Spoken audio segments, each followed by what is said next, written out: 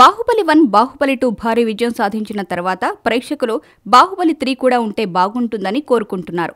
British film ఇన్స్టిట్యూట్ను సందర్శించి అక్కడి విద్యార్థులతో మాట్లాడిన రాజమౌళి బాహుబలి 3 గురించి స్పందించారు. బాహుబలి 3 ఉంటుందో లేదో తాను ఇప్పుడే చెప్పలేనని, ప్రస్తుతం అందుకు సంబంధించిన కథ రెడీగా లేదని రాజమౌళి తెలిపారు.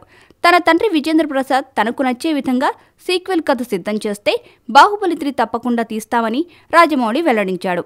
బాహుబలి 3 ఉంటుందో లేదో తనకు తెలియనప్పుడు ఉంటుందని ప్రకటించడం ప్రేక్షకులను మోసం చేసినట్లే అవుతుందని రాజమౌళి అన్నారు. ఈ సందర్భంగా అనుష్క మాట్లాడుతూ ప్రభాస్ అంటే తనకిష్టమని, అతన్ని వదిలేది లేదని, భవిష్యత్తులో కూడా అతనితో కలిసి సినిమాలు చేస్తానని చెప్పింది. ప్రభాస్తో నటించే అవకాశం వస్తే ఎప్పుడూ వదులుకోలేదు అని తెలిపారు. ప్రస్తుతం తాను యువి క్రియేషన్స్ బ్యానర్లో తెరకెక్కుతున్న భాగమతి సినిమాలో నటిస్తున్నట్లు అనుష్క వెల్లడించారు.